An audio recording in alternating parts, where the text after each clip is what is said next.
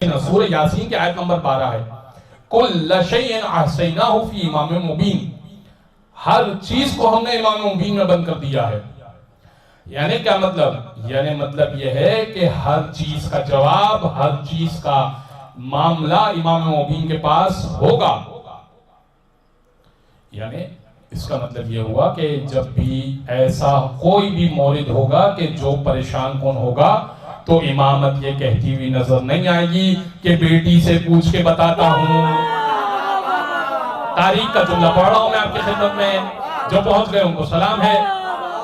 एक साहब है, उनका खुतबा है तारीख में, जाके खुद देखिएगा। आपको मैं खुतबा सुना देता हूं।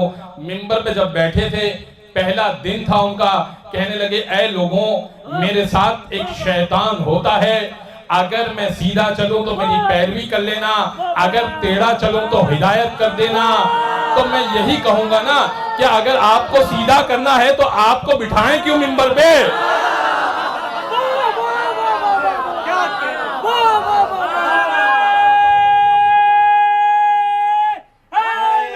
यार, अगर हमें ही सीधा करना है तो हम आपको मिंबर पे क्यों बिठाएं? हमें तो वो इमाम अच्छा लगता है जो बरसरे खिलाफत आने के बाद ये कहे, पूछो जो पूछना है, जमीन से ज्यादा आसमान के बारे में बता सकता हूं।